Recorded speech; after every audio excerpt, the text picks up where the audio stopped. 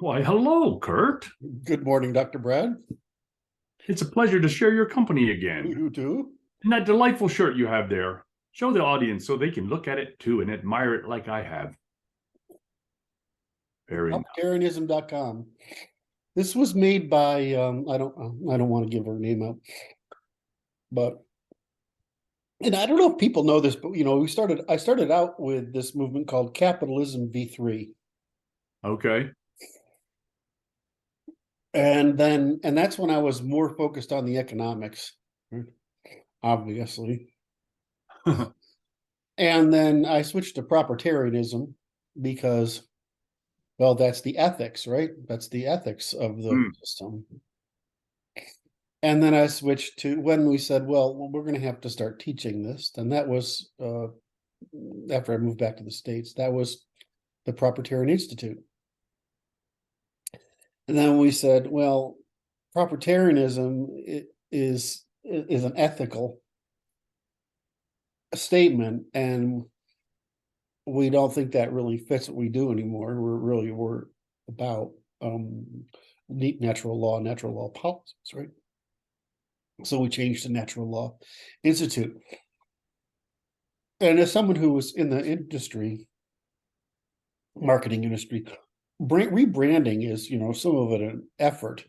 And it doesn't always work, but as you can tell, like I was running some tests on GPT-4. Was it yesterday? Yeah. Yesterday. And it knows all my work, right? I mean, it can summarize and explain it for you, and it's kind of creepy. I'm like, yeah, Wait. Why creepy? because it does it better than I do.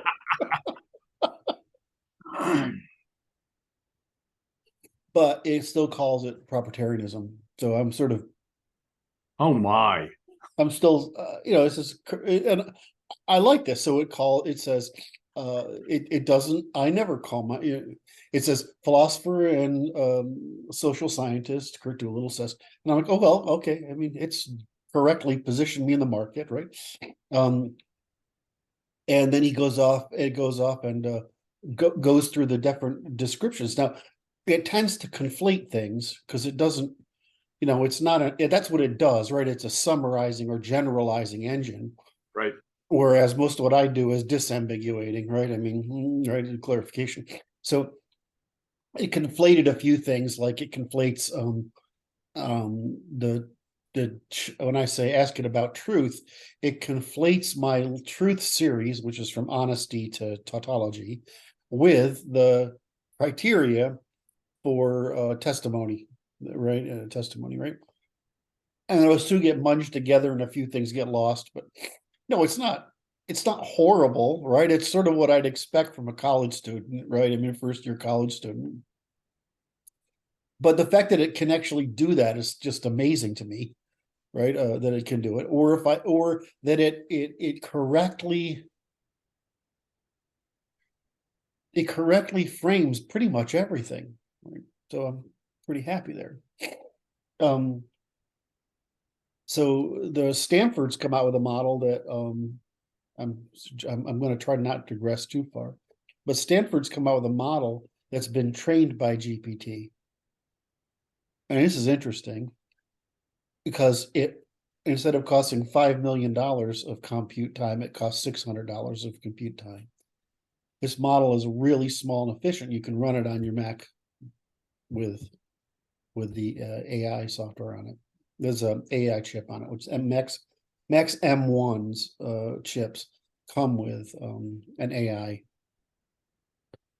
chip on it on right on the core, right? I mean, right on the main chip. So in any event, um, uh, it's just interesting that it knows that much already.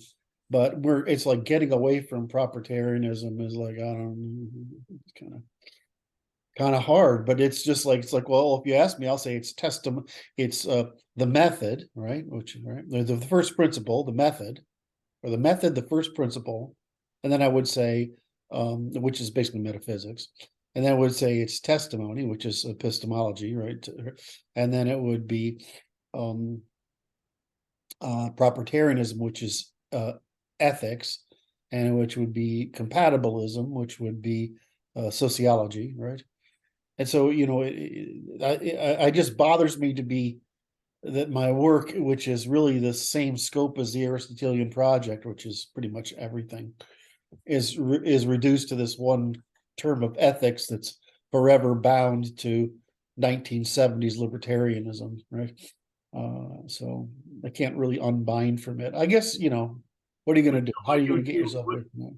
What you would do then is you use the brand proprietarianism as a brand of ethics within the system that you've devised, and then you name all the other parts. Yes. Then it dilutes its significance and makes it not a capsule that contains you. Yeah, it's just that, when we were politically active, right, there were millions of people who knew Kurt Doolittle and proprietarianism. So if people come back, they come back and they see the work today, they say, oh, you're Kurt Doolittle and proprietarianism. Right. So that was a big field of people.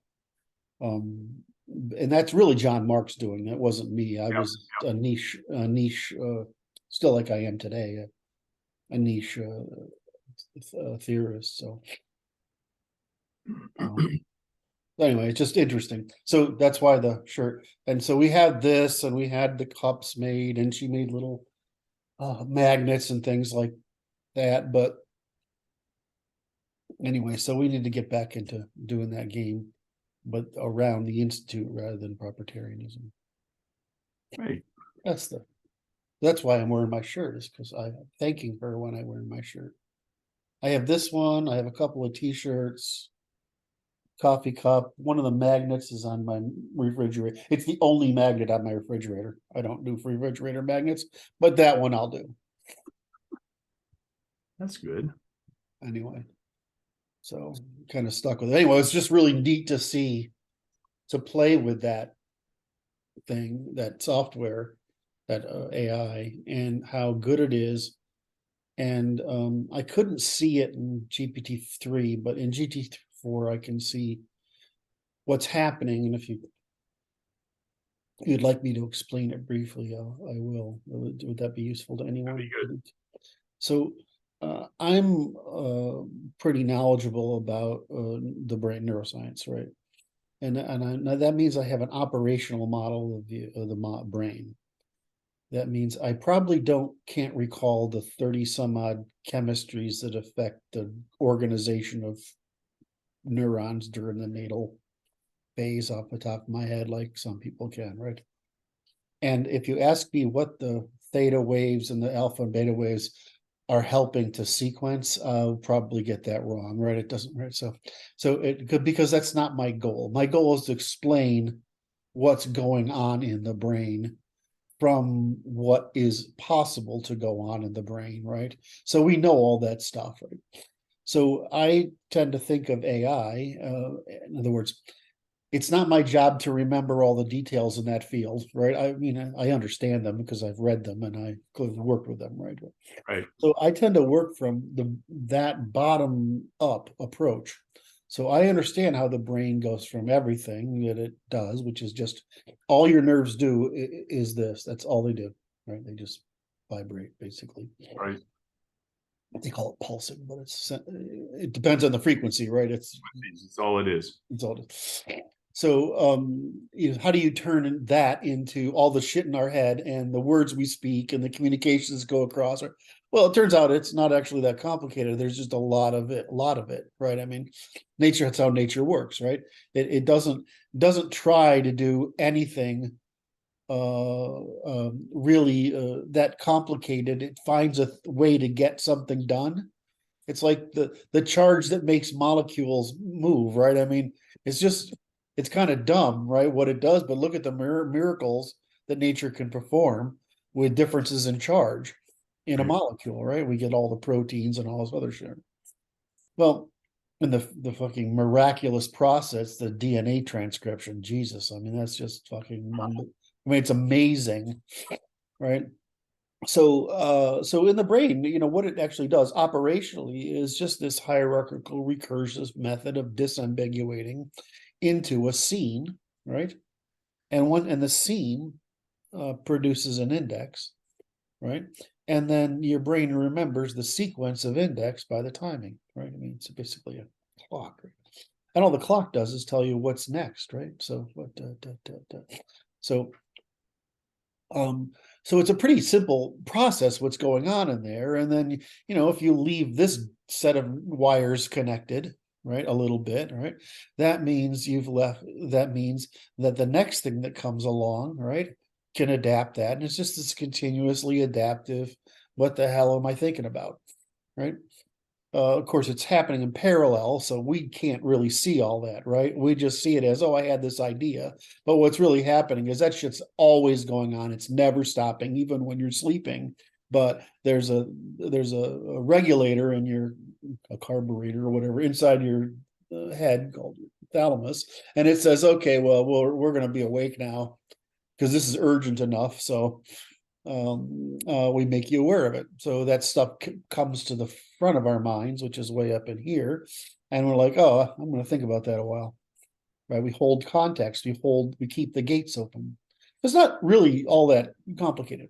Now, from there, we get this amazing thing called language, right? Which is possible because we have developed a lot of muscles and stuff in here to be able to make complex sounds. And so that made a rich part of our brain. And all of a sudden, what we think this is complex motion, but that's the same thing as this, right? Yeah. This is just another kind of complex motion. So we move from this pulsing. It's from these primitive creatures that just move, right? They move, they wayfind, right? They get back to the nest. That's really what it comes from, is getting back to your nest, right? We identify opportunities, right? So we identify opportunities, we move, we wayfind, right? And eventually, and we learn and increasingly remember. But that's all we do. Everything else is just an abstraction of those simple, primitive behaviors that originate in motion. So everything we think of as motion. That's why, for example, when you can catch a fly, right, like this, or something, or a ball, instantaneously, it's because the when you get the instinct, the reaction is pre-calculated. In other words, any motion you would have to make is calculated along with the thought, right? And so you don't even have to be aware of that, right? Because your body just says that's urgent, grab it. So it's a very simple sort of, I mean, from a computer standpoint, what we're doing is dumb, right? I mean, it's just transistor, right? Right. Right. And so there's just a lot of fucking transistors. And then the way neurons interconnect and dendrites. And I mean, that's like if we ever get the formula for that, I'll be impressed. Right. I mean, we know the conductivity of neurons, right? We know why things connect at different places, and we know what's going on inside, like what charges are being created and why. But the number of connections that go on between dendrites, Right. and then the generalization function, as they say, okay, well, I found a better way, so let's disconnect that Right. and feed that network instead. Right. It's just wow. You just say to yourself, I mean, come on, that's just insane. Because it's not only that's like, you look at it a one neuron, one cell cellular system, which is really, you can look at a neuron, and then you can look at the part of a column of neurons, because they're organized in these. Right. I mean, they look to us like threads, but it's a column.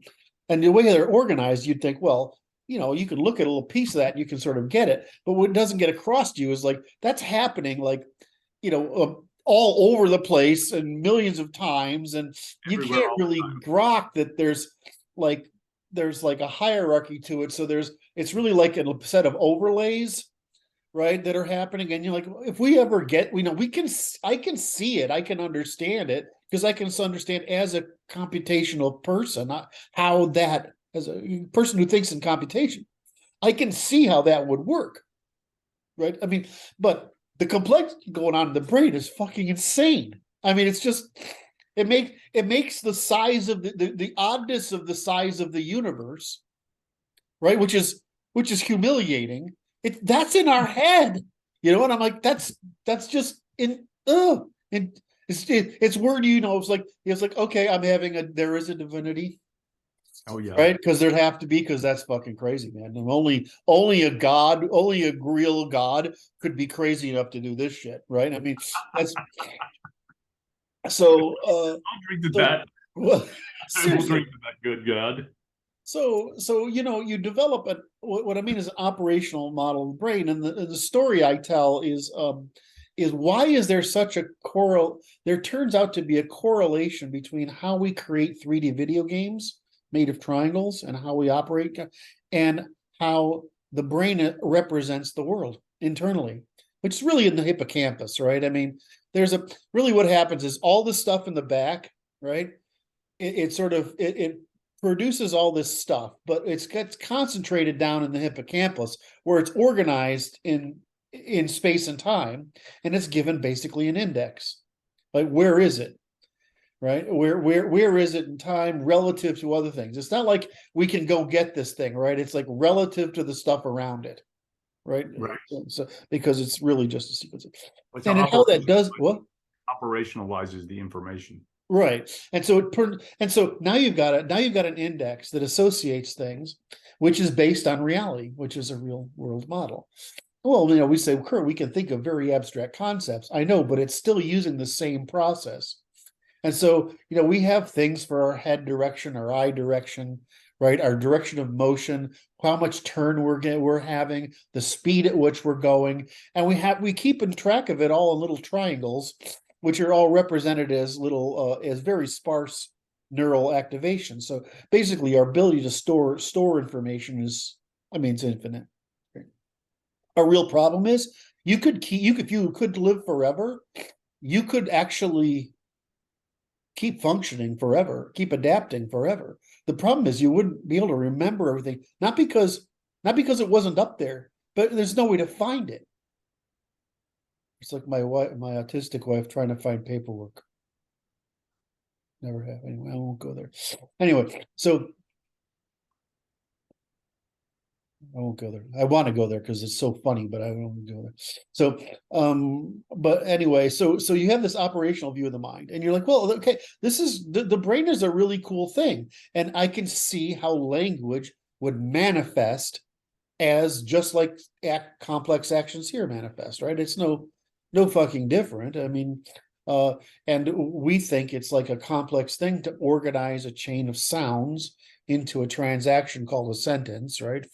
Of meaning. Well, I mean, what's the difference between you organizing a chain of sounds and figuring out how to get back to my nest, right? It's the same shit, right? It's just you work, well, Just a different application. just a different application of it. So what the brain does really is simple. Right. So now you go back to say, okay, how are we going to make an AI? So I'm thinking, well, we've got to replicate this process. Right? And so I've been saying we got to create the real world. We've got to create embodiment, right? So that and we've got to create this world modeling piece. So I've been saying, well, Musk will get there, right? Because he's starting with the car, and then he's got the robot, right? And that AI will have the same embodiment as we do.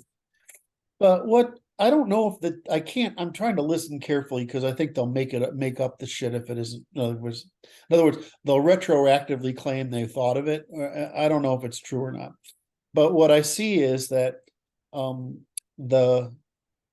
it's like being in a box and having people tell you stories. Okay. And the stories don't make sense because they're in a foreign language until you start picking up that things make sense. And therefore there's a sequence to it, and all of a sudden.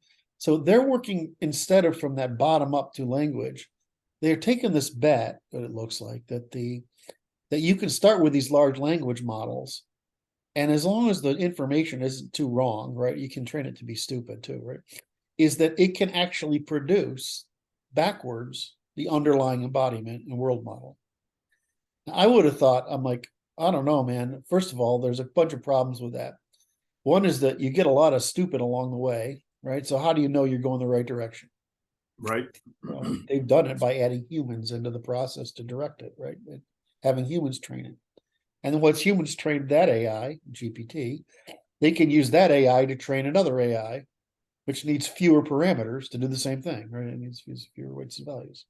So it turns out that if you train a thing, Jake, you train this thing and it's not that smart, but it's got a little smart to it, it can train a thing to be smarter, right? Itself, right? Again. Right. So what we end up with is I wouldn't have thought you'd be able to start with language and make this all happen. But the reason is because back when I was thinking about this stuff in the late 80s, right, people were trying and it was taking forever to teach it anything. Well, I mean, we're putting these things on huge fucking supercomputer racks and like GPT's trained on Azure, right? There's like 25 million processors. I mean, it's the number, I can't remember. Nvidia put out how many processors was running on. It's insane, right? Well, I mean, we couldn't do that back in the day, right? It wasn't possible. So they have the ability to run these things in real time now. So it's turning out that we're seeing emergent behavior. Now we are seeing emergent behavior that looks like the very beginnings of what you'd call Inception, the movies kind of. Yep. The movies brought the idea to consciousness, but over like usual, you're over dramatized it. So I see why these people have this confidence in it. And it's one of those things I could say, well, I was wrong. I didn't think you could do that, but you can. You can. It's basically reverse engineering the brain, right? You're programming it the other direction. So it's kind of fascinating. So from that perspective, I can see this getting better. The reason I like my model is it's auditable, right? The bottom up model can be audited. The top down model is now just the same problem as a person, right? You don't have any fucking idea what's going on there. So it's like, so instead of saying, you can write, instead of having an actual algorithm that connects, let's say, the world model and regulates it that you can control, now you've got the same problem as a person where you have to interrogate the thing. You can't trust it. That's funny. That's funny. Well, you have to interrogate it because you don't know why it's wrong. Unless you bring it into moral outrage, you don't Right, know. exactly. So I'm like, we've just created the same goddamn problem all over again. And I'm like, God damn it. They've already taught it they've created the same fucking problem as humans. And now they've taught it to lie already. It's fucking exasperating. So it's just bots creating bot problems and perpetuating bot problems, right? That's all it is. Well, no, but one of the things I've said for a while is it's not really that hard to control it. You just have to have, there has to be an adversarial network that is training, is prohibiting the thing from thinking about bad things. Right. So there's a difference between answering a question for you and having a chat, and which is you're in control of each cycle. There's a difference between that and it has its own cycle. It's its own motives and ambitions. So it doesn't so much matter if you and I are doing inquiring this thing, like basically it's really what's happening is we're getting an elaborate search engine. Right. Right. That's what's happening. Right. And so out of that, you can get a search engine that's pretty smart, right? I mean, but the minute it has its own motives, you have to say, well, is this thing doing something ethical or not? Well, as long as it can't act on anything it says, it doesn't really fucking matter. And as long as you can say that's really bad, right? I mean, that's a bad idea. You can train it maybe, but it's just like a person now. So I don't, it makes me disturbed. Go around We've created the AI, but we haven't solved the problem of being human. So the way you do this, of course, is you create an adversarial AI that looks for the worst case, right? Yeah, what's the worst that could happen? All right, the worst cases, and it says that the worst case field is too high here, and so you have to be able to Yeah, basically risk assessment. negatively reinforce that network, which is Right. really what happens to us, right? I mean, we think about, I'm gonna, I almost did it. I almost did it again. I almost broke. Oh yeah, yeah, I know what you were doing. I read the program. You were about to get us another I warning. was, yeah, for the audience, like we got a warning because not because of the content, but because I was making a joke about trying to get Brad and me and the guys arrested in Boston by doing something clownish, and I got a community guideline strike for the humor. I'm like, not because of the content. Wait. This is a great segue because it's like the curtailment of free speech is something on my mind because they just found a guy guilty for telling a joke on Twitter. Did they really? He made memes and they're like, "Oh, that was election interference." His name is hang on, Doug Mackey. He was making memes in the 2016 election, and he was making fun of the Hillary voters, and they're like, he's telling a joke. That was me almost cussing right there. Yes. He's telling a joke, and they're like, "Nope, you were election interference, dude." They found him guilty. We got to get back to the free speech thing, dude. What does that mean? Well, it's like if you're not advocating a crime that's on the books, it's free speech. Okay, so I want to go with this a little bit because I was trying to ponder what I just wanted, did I complete the whole thread there? I don't know.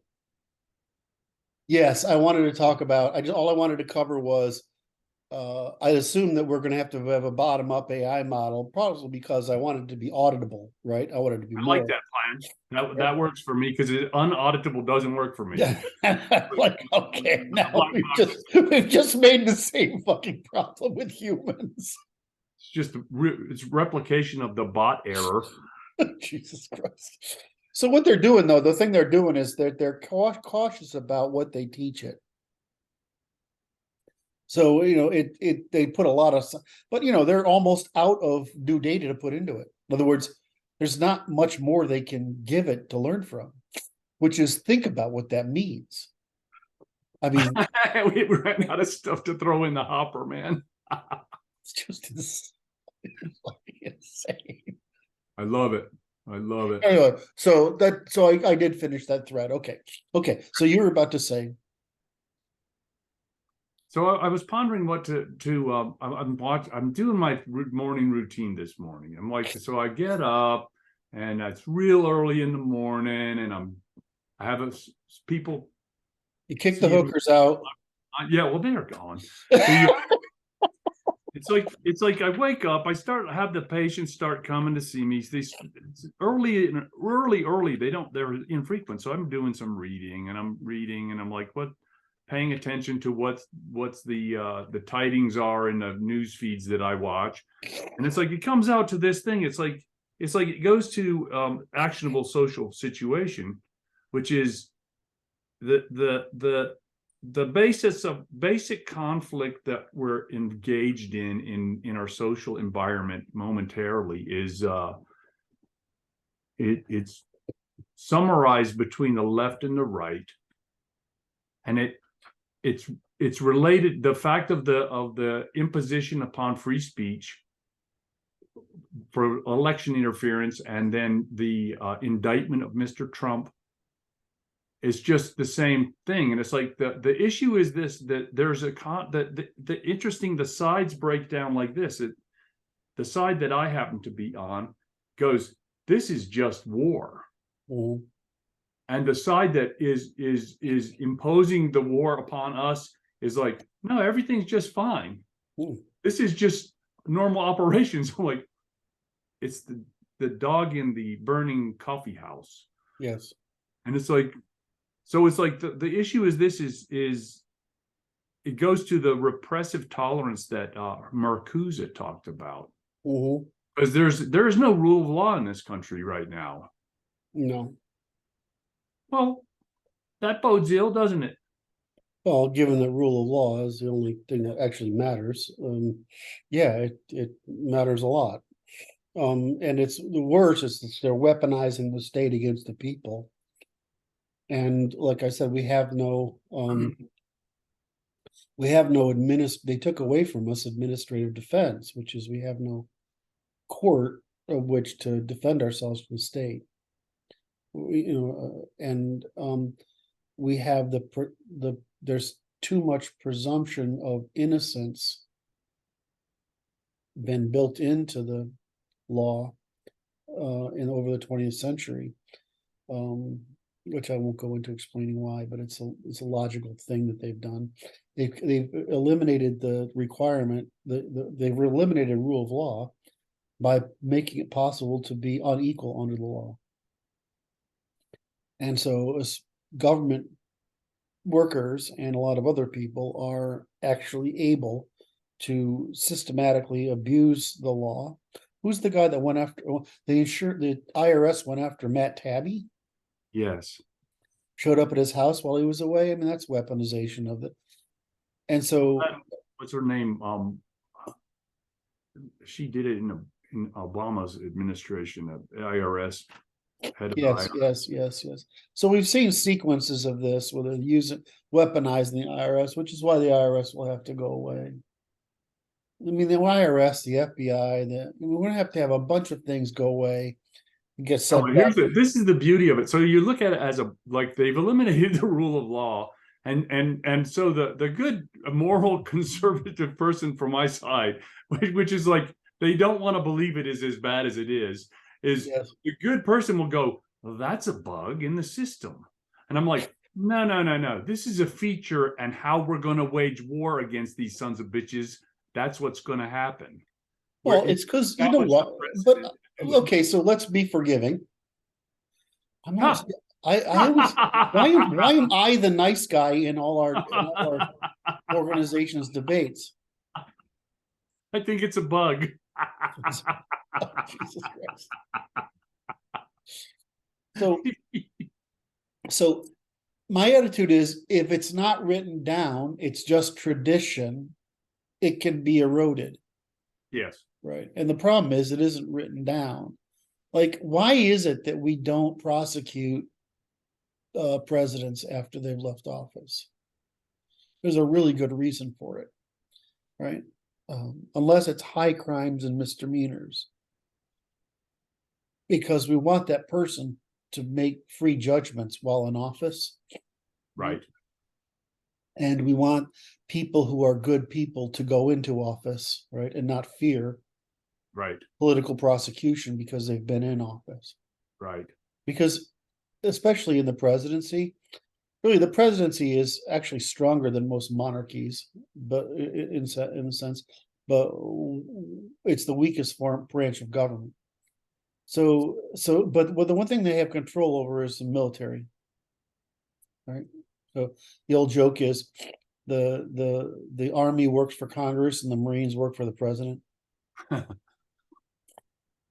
Turns out to be pretty true, right? Why is that funny? That's I just like don't mess with the Marines, man. Exactly. Well, so when you get through this, you say, well, we've trying to figure out how to go through this.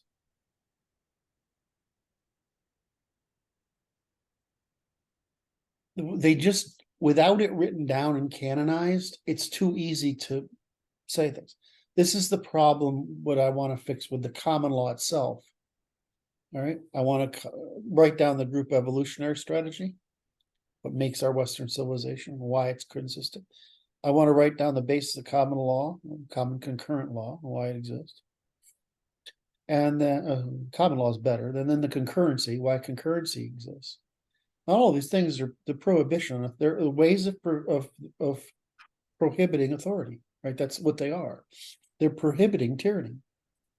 Right? And so what they're doing is they're undermining, which is Leninism, right? They're undermining systematically the prohibitions on authority. Because we are supposed to only be able to do something if it's common and concurrent. Right. Meaning we can't, the people have to agree. And so what you have to do is you have to get the people to freaking agree with it before you can enact it. Right. And even if you enact it, they've got the courts to say, well, not. So, so this isn't written down, and it's mostly tradition. Yes. So because it's mostly tradition, It's easily undermined. exactly. And so that's what they do, right? They do things like they call us a democracy instead of a republic. Our democracy versus our republic. They call the United States a country rather than a federation. Okay. Or they do all sorts of word games because these things aren't written down in a declarative form that prevents them from being abused. Now, our ancestors, some of them couldn't conceive of the world differently. So they made presumptions. Yes. Some of them, because we're a very intellectual group of gentlemen who produced the Constitution, the Declaration. Some of them just assumed you were an equally non-idiot like they were, right? And other errors. Right. Right. And you weren't being disingenuous and undermining the system that you had presumed to be in place. Right. And that, well, because under our model, any aristocracy, basically anybody who's responsible, an aristocracy could be the man in charge of his family. Right? It's just a hierarchy. It's just a military order. Because anybody responsible would have the same incentives because we're all trying to prevent other people from having authority over us. Right? We're all trying to preserve our sovereignty, our self-determination. So they'd be out there, they're out there thinking that, and they're very conscious of it because at that time they're trying to escape the debauchery of the underclass, the parasitism of the church, and the parasitism of the aristocracy. Now that the agrarian revolution has kicked in, right, and that it's possible for, with the age of sail, for everybody to get a lot more prosperous if it weren't for these fucking parasites, right? I mean, like.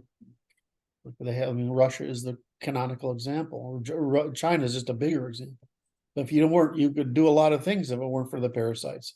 So everybody felt a common interest in not letting what had happened in Europe happen again. Well, what's happened in Europe is that EU's basically become the Catholic Church, right? Same fucking problem, right? And they're imposing those sort of rules on things. It's not working very well. And the localities who have their own sort of militaries and rule of law are resisting or conforming depending on what they want. Well, same thing in America is that, except that we've had this post-war attempt to say, well, the Europeans are doing it right, when the Europeans are actually living under the privilege of our defense, which is why they can do what they do. So one thing, What Off Alt Hist, Rudyard put out yesterday was a video on American civilization. It's probably the best one he's done so far. And because he hits all the right notes, really, he just completely gets it across. Is that we're just the most extreme version of the West that's ever existed in America. Why? Because we don't have the clerisy or the aristocracy, right? And we don't put up with the peasantry. Well, I would argue that is not quite correct at the moment. Well, hold on. Well, I mean, you and all the other guys, you want to go to the condition we're in because we're failing to fight back. In other words, the fact that we've allowed the post-war Jewish credentialists, etc., move and to come in and imitate the German monarchical bureaucracy and try to put in this managerial government, right, which is an output of socialism. It's a French socialism Jewish communism. They have brought that concept out, and they've tried to bring it into America. And traditional Americans, Westerners, are trying to resist it. It's like, I can't remember who said this yesterday. I was reading or listening to someone yesterday. This is essentially my parroting what I say is every bad idea begins in France. Well, every bad idea begins with women, and the French are just women. I like that was backhanded. It was devilish. So that's like Macron wants to rule all of Europe, right? We don't want Macron to rule Europe, but that's how they do it. They have the French are like the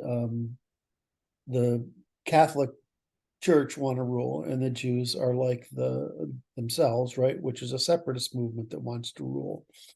And so you have these two groups producing most of this nonsense. Oh, it was Chomsky. It was Chomsky. That's what made me laugh. It was Chomsky that said that. He was urinating on postmodernism. And when he goes after something, it's pretty funny, I'll criticize him for being a communist all day long, but when he decides to put the hammer down on something that deserves to put the hammer down on it, he's pretty funny. So, in any event, where was I? It's reasonable for people to be easily persuaded when we have not codified our laws, our theory. And the argument I generally make is that why are the Jews and the Europeans so successful at making theory? It's because we've both organized our societies around law. Now, Jewish law is feminine, right? Separatist and feminine dependent. And European law is masculine and aristocratic and sovereign. But once you have that framework, you don't realize that small things in large numbers make vast consequences, right? That's what's happened in me over time. That's what's the origin of the development of our reason and our reason and criticism and their pill and critique. Right? They follow the feminine, but these are just programs that are running right inside our cultures at all levels. So the problem is that you can't undermine those programs if you can undermine the traditions, which is why they wanted the schools, and they want the academy, and they want the media, is so they can undermine those traditions, and which we reduce to the maximization of individual responsibility, providing which is the means of this is really important. The maximizing individual responsibility is the means by which we prevent the production of authority. That logic is not obvious. In other words, you only get the absence of authority if you can produce sufficient responsibility to not need it. So why did the Romans and Greeks, etc., have slaves? Because the people who were slaves weren't able to take responsibility. Why were women kept in the house? You ready? You want to say it or do you want me to? Because they weren't able to take political responsibility.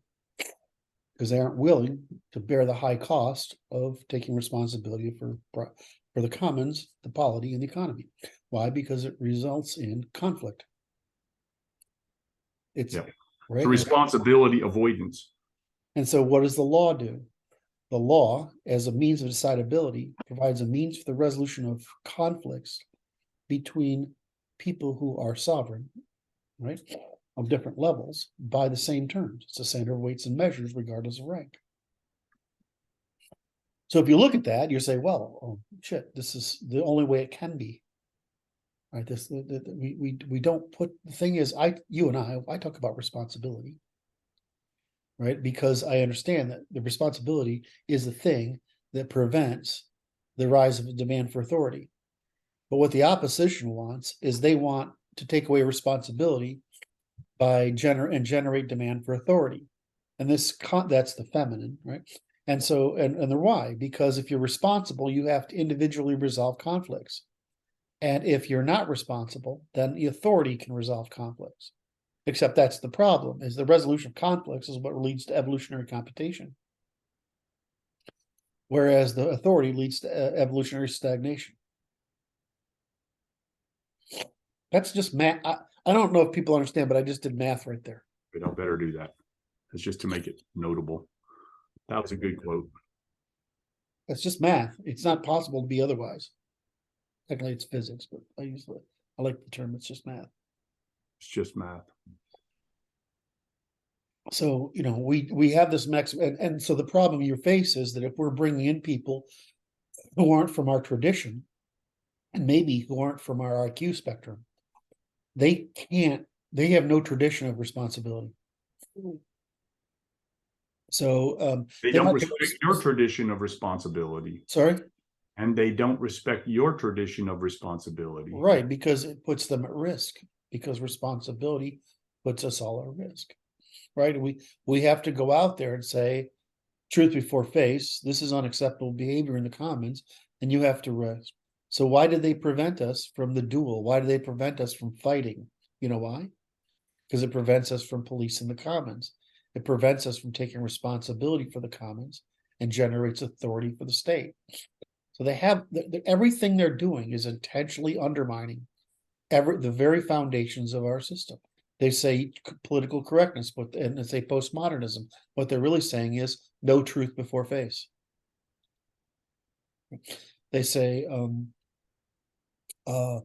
people aren't. I don't want to go. I'm not going to go down all the negatives. Sorry, I don't want to go through enumerate the negatives. But everything they do is to undermine the fact that we're trying to make people be responsible in order to prevent the generation of demand for authority, which causes it's an illegal demand. It is an illegal demand. The problem is, like I said, that's why I want us to, our work writes it all down, right? We write it all down. It's just formal logic, and you can't get out of it anymore. It's so funny. I'll tell you what, it's ironic, okay? Like this, the purpose of me being here is to get you done writing it down. And all you do is write everything down, man. I'm like, this for the audience. It's like this. I'm hanging with Kurt, and it's like, he has this little laptop out and he's typing on it again. It's like, what he's making notes about something and he's organizing it in his great database of everything. And it's like this, he's just writing it all down. And I'm like, I just got to get him done with his book, which is very specific, task oriented, and not generally noteworthy. Well, I mean, you that's the problem is y'all. All y'all. It's hard for you to see the progress we've made. Right. It's not hard for me. I see what's happened by the 2 years we've spent together. Okay. Right? Which means that normal people will be able to understand. We're going to get ChatGPT to help. Well, I mean, turning things from stories into logics. Right. You turn something from 20 pages into 5 lines. Right. It's code. And so that's what, so since I could have written this stuff which I have, as, 1,800 pages. But now I can write it as, a couple of hundred, and it's all it's basically logic or math. I mean, it's just right. Basically formula. So this is interesting. And so, I say, well, and I'm aware because I have all these records of every time we make an incremental change. I mean, just look at the work we did on the first principles, right? I mean, how important was that? That was pretty fucking important. Now, because that was where I worked out with you. We said, I wanted to work the logics first, and I struggled over this, and I abused your good nature by struggling with that decision for a long time. And so then I said, oh, fuck, I got to go do from physics on up, right? So we did that. Now, people don't understand that reducing most of social behavioral stuff to 20 some odd rules turns out to have been pretty freaking useful, right? I mean, because you converted it now to something formal, which is really easy to understand. So, it seems to not make it. It seems people think what they think, but from my perspective, it's like, well, I mean, if I can, if I can reduce it to declarative statements, which is definitions, Yeah. right, and then it's easier to understand. Now you might say it's not easier to read, which is, I get this, it's word salad. It's not fucking word salad. It's just not, you're just not familiar with that kind of analytic prose. I mean, go read Wittgenstein, right? I mean, it's the same fucking thing I do, which is boom, boom, boom, boom, boom, boom, boom, right? And Hayek does it by paragraph. Hayek numbers the paragraphs, Yeah. right? It's the same thing I do, right? He just does it by paragraphs. And where I do, where, given, or whereas, and therefore, right? I mean, it's the same process, right? And Wittgenstein puts as a great burden on your short-term memory because he's forcing you to hold a lot of things in mind while he's going through this. Hayek is the narrative model, which is, I think, the easiest to most people to read. Yeah. But it's the problem with the narrative model or Wittgenstein's model is it's not formal enough to prevent abuse. Yep. So you're always stuck in this problem of, am I trying to educate or am I trying to defend against lies? Right. So my view is I'd rather make sure I've defended against lies and made it easier to understand. So the way you make it easy to understand is you just make it as parsimonious and consistent as possible. And you come up to certain conclusions. So you handle that a topic at a time. Well, it turns out to be pretty much how you define a programming language, because that's what a programming language does. So that's what it looks like. So I don't know. I know y'all want me to be faster. It's like whenever I go ahead. My operating motto is it's not, I'm not about faster, I'm about righter. It's got to be right. Yeah. It's not about how fast it is. What's interesting though, I was preparing to talk to you on the 30th, so 2 days ago. Can I get a coffee before we start the next theme? Oh, certainly. I just have to go pour it. That's all I have to do. Oh, okay. I'm gonna roll off screen. Okay. So anyway, I may continue. Is that okay? Please do. All right. So I was writing down notes about what I was making notes of in my observations of the current news feed. And as I keep noticing increased resonance of other speakers that resonate positively with the message that we are putting out here. I noted Neil Oliver talking about doubling down of the established order in a non-truthful manner, which I thought was quite interesting. Well, like I said, very astute people say that we'll never get credit, but it's amazing how much influence we've had. That may be true. Because it's a trickle down phenomenon. Like, there's only so many people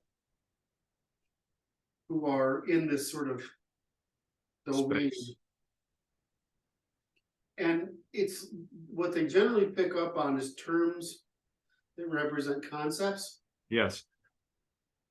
And that's what spreads. So, we do get credit for spreading reciprocity. Mm-hmm. We get a little credit for GSSRM. We get a little credit for the male-female.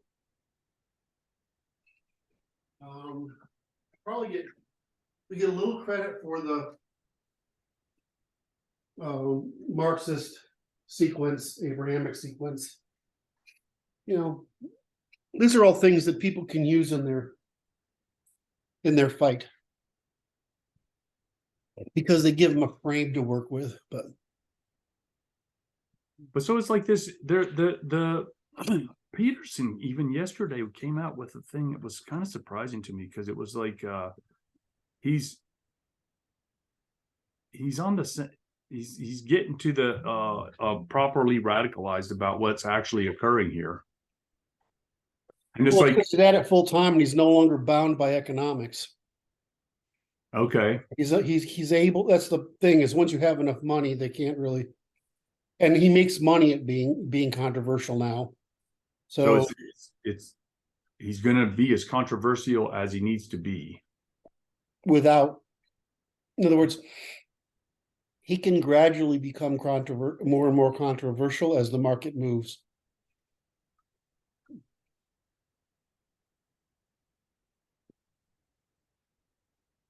Well, it's a very interesting function. It's like, okay, but noticing it is kind of interesting. Well, Is- there's some truth to the fact that convergence is what you'd expect, right? Yes, because it's convergence to the truth in recoiling away from the lies. What bothers me is you have to get the women to believe you before you can do anything useful. That's just so frustrating. But yes, What does that mean? I don't understand the statement. the overreach was when they got moms mad. It gave men the permission to flip the bit, and so now it's got momentum. Okay, so I saw something on this the meme makers, and it's like this. It says the people who are anti-gun, they are not anti-gun. They're actually pro-gun. They just want only the authorities to have the guns. Yes. So I call them gun nuts. They're truly the gun nuts, because they're nutty about guns. They're just whack a loop. No, I'll leave you guys with the witticisms. I'm not very good at that. Anyway. So it's kind of like this. It's like we're at war here, and it's like the issue is that it will become increasingly clear, I think. Well, I mean, I'd like to see, we need somebody, we need either a group of people or someone like Trump to say that. Well, I think it's gonna come. We need to stay on that message long enough to make it frightening. It's just a matter of time, because they're going to keep making it worse until you stand up and stop them. Well, you'd think that, but they're winning by generational recruitment. Oh, this is something that it takes it takes 60 years to learn it, how that works, because you have enough perspective to see the young ones coming up and the difference that has been imposed upon them by the indoctrination centers. Right. I mean, it's two things. One is that their life is actually, their future is not bright. Right. Number one. And second, they've been given the wrong reason why it isn't. They've been lied to, yes. They've been lied to. And so they have incentive and they have justification, and they're too ignorant they're intentionally made ignorant. So, and they're intentionally made irresponsible. So, I mean, they're just begging for authority. Which is what I like to say. Most people would prefer to be serfs. I want my housing, I want my basics taken care of, and I want disposability for entertainment and socializing, and disposable income. And we've seen this everywhere in the world, that it's implemented, is that if people can have their basics taken care of, they'll accept authority. Exchange. It's those of us who want to create and make a difference and innovate that and achieve status, right? You mean the flies in the ointment? you know, the truth is, it's the only people who matter. The people who do everything that's meaningful. Because basically the administration wants to run a kennel. I mean, if you think of it from that standpoint, and that's really what it is. And so we want to make things better and pursue status and involve the people and take credit and make heroic lives. And they want credit for not letting that happen. You know, they want credit. They want to be in control by running the kennel. Drives me nuts. You know, I view like this president is really dangerous. He says incredibly, like what he just came out about the trans thing. It's like this. It's like I regard nothing that comes out of his mouth as having any value whatsoever. It's like this. It does because he's signaling their radical base, right? He's right, and he's also playing to the tendency of women to favor the expression of the feminine, which is really what this trans activity is. So it's, I mean, they're successful. They're successful at what they do. So the question is, are you willing to people? Are you willing to give responsibility to an authority that panders to this category of people, which are children, so that they can be irresponsible, so that you are subject to servitude? Do you want to do that? I mean, I'm okay if they do it in their own places, right? Right. Let's put them in some cities where they can run a big kennel, right? And for the people who want kennels. That's right. Right, and I mean, essentially, what they want to do is make make plantations. All right, and so let them have their dense urban plantations, and we'll just prevent their plantations from spreading. Right.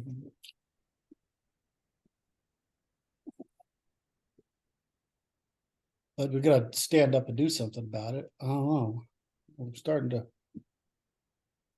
believe that's certainly appears to be heading at us again. What do you mean by that? Well, we got really close. If Clinton had been elected instead of Trump, we would have had a civil war then.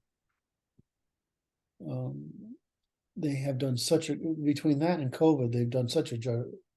Between the destroying social media, which is our communication channel, and COVID, expression of authority, they have managed to do a pretty good job of using the state to suppress our activists, right? The guys who want to make change.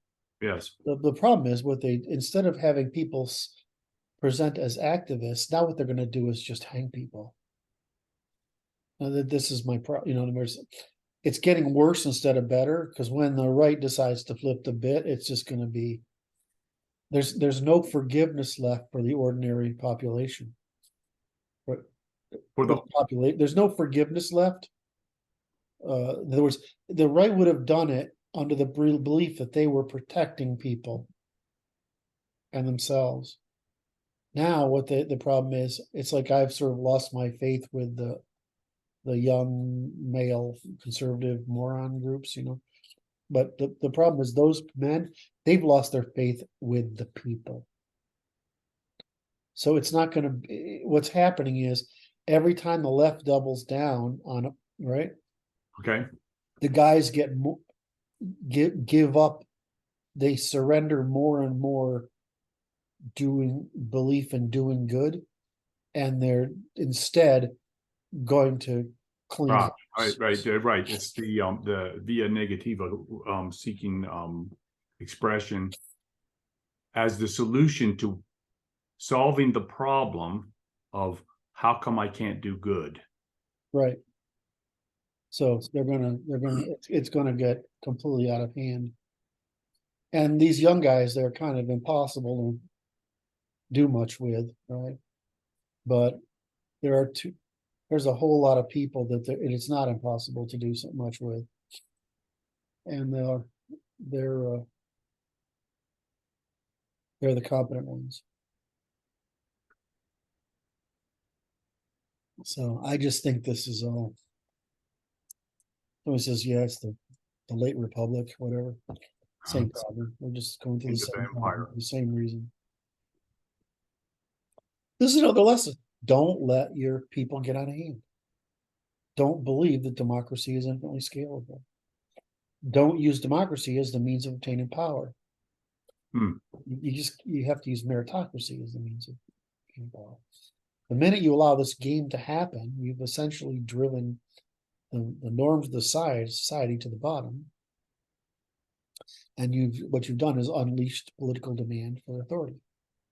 So, can I say something really controversial? I wouldn't dare stop you. You wouldn't dare stop me. That's the reason for eugenics, soft eugenics, is that you just have to prevent the wealth generated expansion of the bottom of the pyramid. Right? And that's really the whole thing. Is you try, and you can measure that really easily when it's going up. You can measure it by unemployment. You can measure it by subsidies needed. But if you've got a problem where people aren't self-sufficient, then you have a problem of doing the opposite, which is you got to keep them out of any influence on the politics itself. And the problem is if you let them too big, then you end up with civil wars because there's so many of them at the bottom that you've made possible through your good judgment, right? Or your good political system. You've made it possible to have numbers. But what we want to do is have it possible to have quality. You know what I mean? Right. Which is the opposite of what's happened, right? We set our best people go to the greatest opportunity, which is in urban centers where they basically burn their genetics on hyperconsumption, delayed reproduction, hyperconsumption, debt, and the high cost of childbearing. So, we've had all these morons for a century telling us about the virtues of urbanization, except turns out there aren't any. And the only reason it works in America is because we have cars, which is people again denigrate, but cars allow suburbanization, which allows reproduction. It just destroyed. Can't tell you how many fantasy dreams I just destroyed there. Because if you can't produce children, what are you producing? Nothing. Right. You have to be above replacement level, because at some level in order to just stay static. Right. Now you want to get me to talk about the demographic issue and why there's such extraordinary benefits after population collapse. So, for example, Zion made a great statement the other day, which I thought was a great illustrator. Is what's happening to China demographically is worse than what happened to Europe in the Black Plague. In other words, they're having a greater population decline than Europe had by the Black Plague. But what happened at the end of the Black Plague? Everyone was a lot richer. Yes. So why wouldn't that make China have in other words, there's 700 million white people, right? And that's being gregarious, right? That's being generous. And there's 104, there's twice as many Chinese. Right. So if there's half as many Chinese, that means there's half as, that doesn't mean that everything scales equally. It could mean that the lot fewer Chinese end up with a lot more, not wealthier, but prosperous Chinese. Right. Just like if I look at America, everybody hates it when I say this, there's 150,000 million too many people in America. Right. From what I can, from the napkin math, right? I mean, it's right. 100, it could be 90 million, it could be 200. Right. There's too many people here. if you look at what's the optimum. And so there's this relationship between your stage of your economy, your level of technology, and the population, where it's not necessarily important you have more population. It's more Right. important you have a smart fraction. Right. So I don't, I look at the world, the future, and I'm like, it's very difficult to predict what the future looks like when labor becomes not only labor, but white collar work becomes increasingly questionable. And populations are no longer an advantage, right? Because everybody's far more autarkic than they are today because technology is far more distributed than it is today, right? So I look at this and I'm like, that future, that's a fucking crazy. I don't know, right? I mean, if you look at all the interactions, Yeah. so population collapse isn't bad if depending on which part of the population is collapsing. So in Right. the West, it's unfortunately the smart folks, right? And the bottom is reproducing. And the same thing is happening around the world. So that's why IQs are declining again. Right. Just asymmetric reproduction. And I still Hmm. get people, I can't believe how many people are IQ deniers. Oh my fucking God. It's like the one Oh, most right. it's the most Right. obvious and important metric in all of human existence. IQ deniers is a problem. I understand you. All right, I'm talking too much. I'm going too deep for the, You think so? I don't think so. I don't know. Whenever I cover too many topics of too many dimensions and sequence, I feel like I lose the audience. But maybe it's just because you give me funny looks, or maybe that's what It could be. Shoot, man. Can It's I just, complain about something? Or do you have more? oh no, please do. Go rail away. So did I talk about the Trump thing already? What about it? Well, they're indicting Trump, and and they're like, well, he's a criminal. Oh, yeah, well, so Bill Clinton was a criminal, but we're prosecuting Clinton for giving, getting blowjobs from. I mean, what the fuck, right? And wanting to cover it's none of our goddamn business anyway. That's not a high crime, right? A high crime We're is, in agreement. he didn't murder someone. Well, maybe they did. I don't know. The Clintons, you never know. Ah, And it's ah. but I mean, he wasn't a great president, but I mean, that's it wasn't a high crime, right? That's the purpose of not of having these constraints on prosecution of politicians is because we want to. It's like the kid gloves are off, man. Well, hold on. And so they go off. So we went after Clinton. It was fucking stupid, right? I mean, the shit we didn't go after Obama for, is unbelievable to me. I mean, he got direct payments, $50 million or more. I mean, that's a very corrupt individual. We didn't go after him. Going after Trump for paying a hooker to be quiet, or what was she a hooker? Was she a hooker? I don't know. Stormy Daniels was a hooker. I don't care. Okay, right. It's not a high crime, right? And so the idea that you would engage in political persecution of someone for anything, like, yeah, maybe No, his. the issue. It appears to me this is an act of desperation. Well, it's an act of desperation because there's a good chance he'll get elected. I'd say that it's a guarantee. Well, I'm gonna vote for him now. It's a protest vote. Well, it's anti-authoritarianism. Well, they want their authority. They want. I know, but that's why you have to vote against them. It's a fascinating function, and it's like because it's interesting. It's based in New York,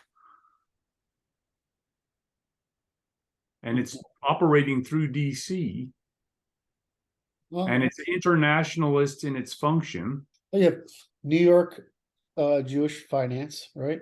And right? You have Washington DC, which is a credentialist now. It's been converted from military meritocratic to credentialist. Right. You have New York advertising combined with Hollywood media. And so you have these four dimensions that have captured it. Now, it used to be that the Jews had a huge amount of influence in the academy, but one of the report that came out is that, of course, they're being replaced because the woke consider Jews white, right? So they're being kicked out of their universities, right? They're hiring people who aren't Jewish elites, right? So we've seen a rather precipitous drop in Jewish participation in the academy. Well, Yeah, okay. it's like this. And the only way it could get worse is by doing the thing they're doing. That's the only way it could be worse. Well, but you can't, anyway. So Well, go ahead. so they're, I don't know. So I don't know. They think, let's move on. I don't want to bitch about it anymore. Just bitching. If you have something, I'll run with it. Well, it's like that. It's okay. So what was I saying? I was saying the Trump thing. I said it's not a high crime. It's a political persecution, and it violates the principle of prosecuting presidents. Yeah. Right. And so what you're trying to do is, well, what has he done? All right. He runs a very complex business. If you look at any business, I know because I've prosecuted people this way. Any complex business will commit a crime. Most of the time, not knowingly. Yes. Right. It's unavoidable. It's unavoidable. Because the stuff is very complicated, right? Secondly, he's dealing with a lot of people who are in labor unions and governments, right? They're corrupt. So you have to work within the corruption that's provided. Right. If you look at how Trump does things, you might call this not evil, but I think it's fucking genius because he says in his books what he's doing is he creates this big investment platform and he gets all these people who are greedy to invest in it. And then when it goes bankrupt, he refinances them back to normal prices. Right.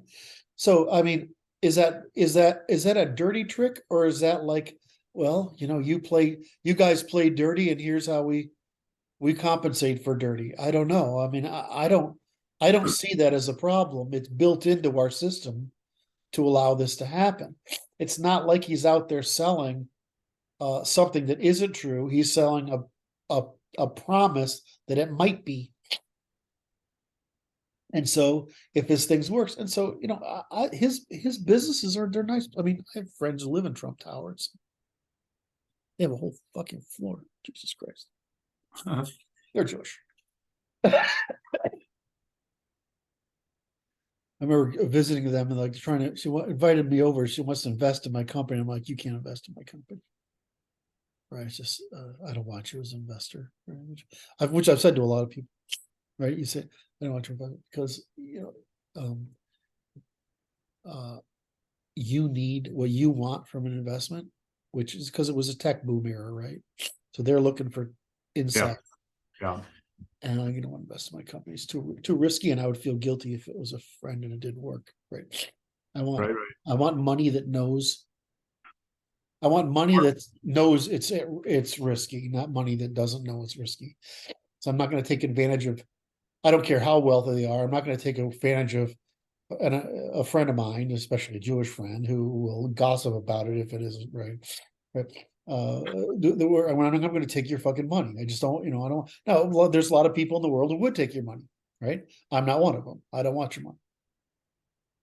So, but beautiful place. I have a problem with heights. Okay, so, and I don't know if you've been there, but they have these balconies that are really short, so you can look out over the city and open the door. And I was like, fuck, I can't watch a goddamn video from a skyscraper without doing this because I'll be dizzy for the next 6 hours.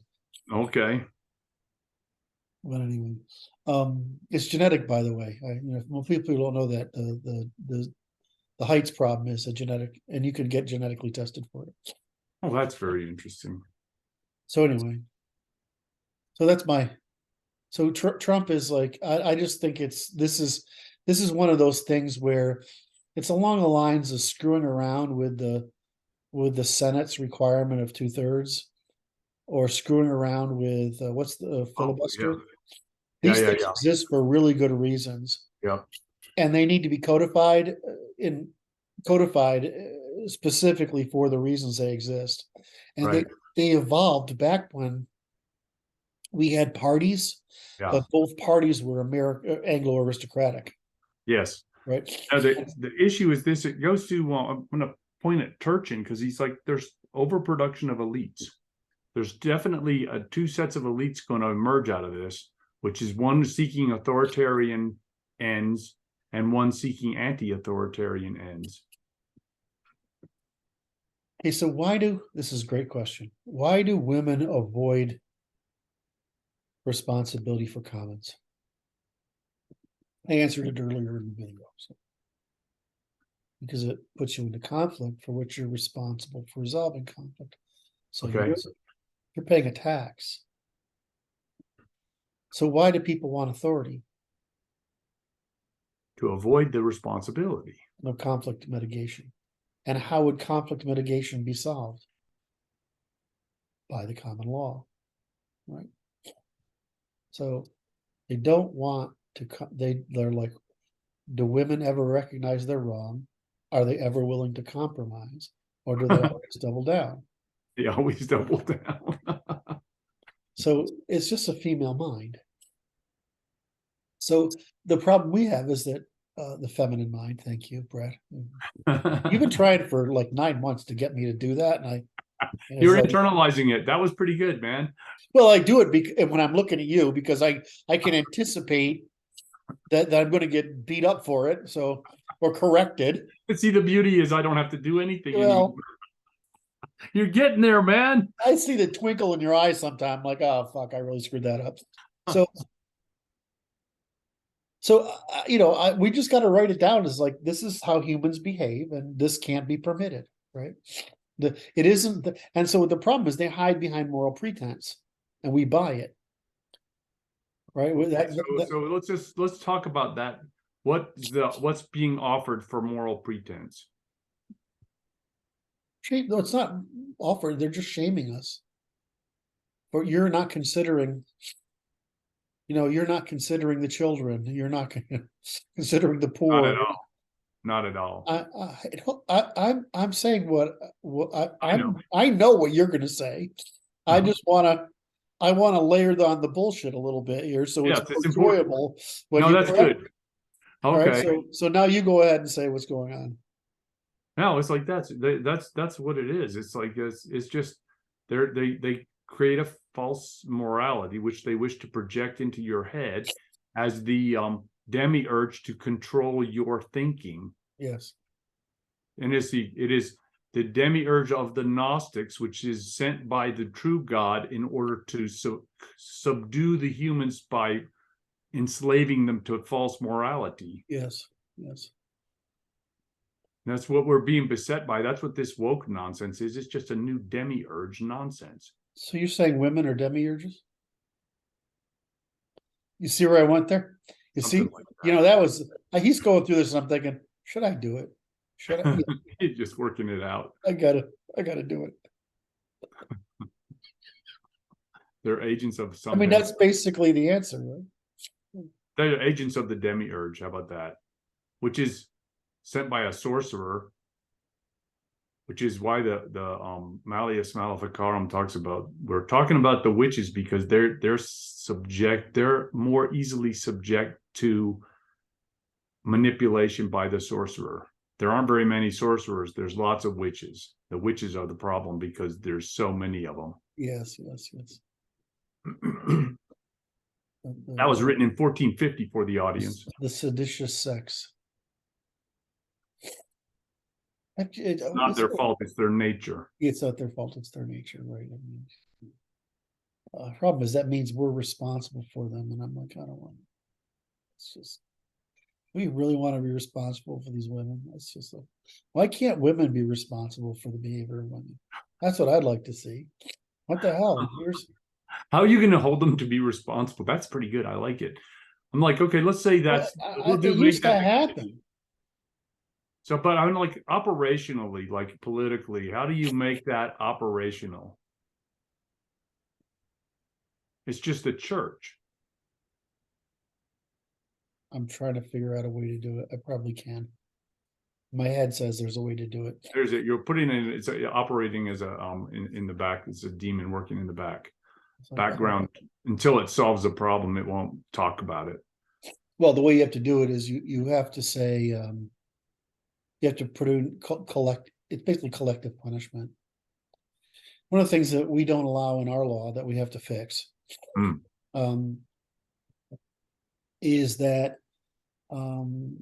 like if you're a member of a religious group and it creates problems, then you need to be able to punish the group. Yes. Right, because the group hasn't taken responsibility for the actions it's producing indirectly. And so this is what, because if we did that, Islam would go away. Right, because that's really what it does. It's a political criminal organization. So and it uses religion as a cover to hide behind. I mean, originally the Jewish Catholics were the same. They were using religion as a false claim of innocence to hide behind. So this is a normal technique for women to do, right? They play the victim and they claim they're innocent and have this good nature. But what we're really trying to do is avoid responsibility. But that hurt me so much. That realization, I don't remember if you remember when we were working through that place, but the idea that all female behavior is reducible to irresponsibility. Okay. It's just, I'll never get over that the rest of my life. And it flipped my world. I used to think men are bad and whatever. It's not true.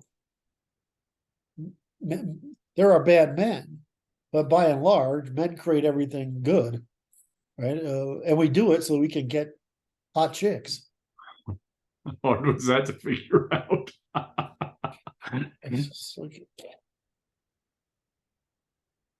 Even wars. I mean, there's wars of aggression, but there's also wars of domestication. Now, we pick on, justifiably, Genghis Khan, I've studied Genghis Khan and Alexander at the same time because I just wanted to get it, right? And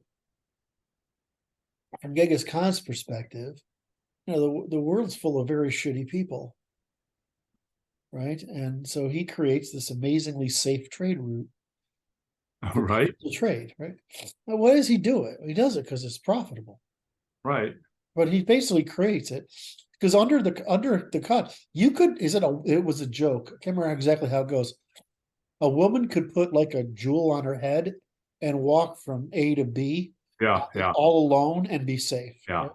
So we he was a pretty awful guy, but he was also dealing with a pretty awful category of people. He's domesticating everybody.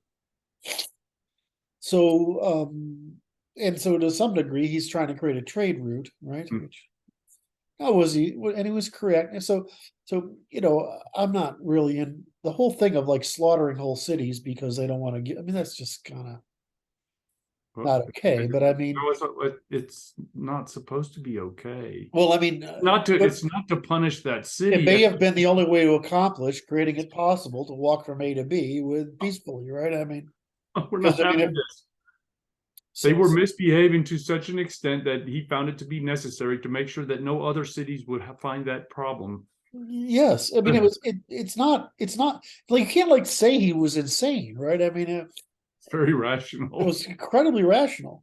So the same thing for Alexander. I mean, Persia's been a pain in the Greek ass, right? I mean, for a long time, and he's like, "Let me go solve the problem. Let me go solve this fucking problem." And he sperm donated his name and progeny all over what we call the Ironic space, right? And he turned Egypt into a modern. He pulled Egypt out of its Right. lapse, right? Because Egypt didn't really come back from the. Egypt didn't come back from the. Egypt survived the Bronze Age collapse, but it never came back from it. The boat people.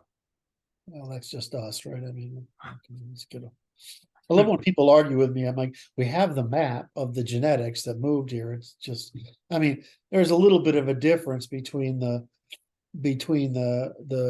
Greek, or the Greek and the Right. Germanic, right? I mean, there's a little difference between the Italo-Celtic and the Balto-Slavic, and Right. there's a little difference there, but I mean, eventually they're Indo-European. Then there's this like this boat people. It's like it sounds like Vikings to me, man. It is Vikings. It's the It's same just exact different map. Vikings. That's why it's so obvious. I mean, I'm like, why is this a hard problem? And and then why the reason is that you have to think in terms of what's the organizing strategy of the population, right? What's their organizing strategy? Well, whatever their organizing strategy is, whatever their means of making money, we've done all the basics of civilizations, right? We've enumerated them, right? Mhm. Right? If you have that in your head, it's like, well, I mean, what else are they going to do? They're raiders. That's their kid. That's their stick. That's their fucking social order. It's That's raiders. That's how they interact with people. And then you say the Vikings. Well, what's their social? Well, they're raiders. It's like Napoleon used to call the British. They're just Vikings. They're just raiders, right? I mean, because they would raid on the sea, right? So it's Napoleon. But Napoleon liked to make fun of the British pretty often. Which the problem is that the British are disproportionately more effective fighters than other peoples for reasons we aren't really quite sure. So anyway, it's probably trust. Anyway, so you study those Genghis Khan, you're like, oh, this is a bad guy, but it's hard to look back in history and step inside minds. It's like I'm become pretty good friends with Rudyard Lynch of What a Fault Hist, Mhm. and part of it's because he's just really right when he does this stuff, because he's really good at stepping into the mind Yes. of the people of the time. Of course, he steps more into the religious mind a little bit because he's more social, right? And I tend a more aristocratic mind, so I'm more military and political, right? So I step in it. But I mean, he's just right all the time. I mean, the one he did on America was great yesterday. The one he did last week or the week before on Islam was flawless. And it's because he says, people make their own goddamn choices. They make them for rational reasons, Mhm. right? And they're explicable. And I'm like, if you can, I love that he does that work because I don't have to. Right. But I can just prove that he's right.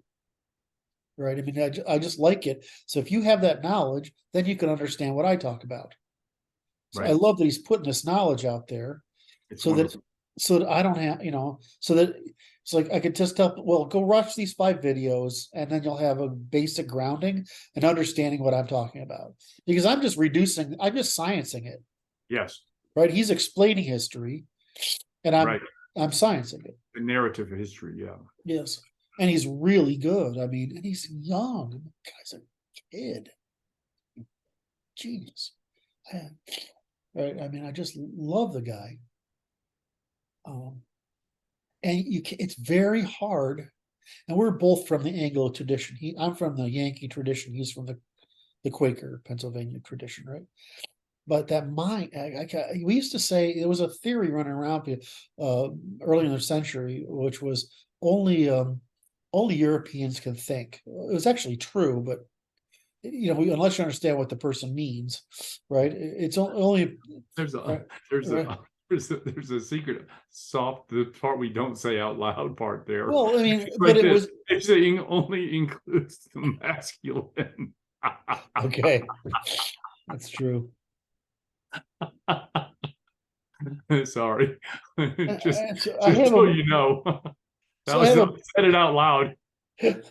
I have a bunch of, and so I tried to tear this argument apart, and it turned out it was right. But it's more like saying if you can't think in Aristotelian terms, you can't really think. Right? If you can't think scientifically, you can't really think.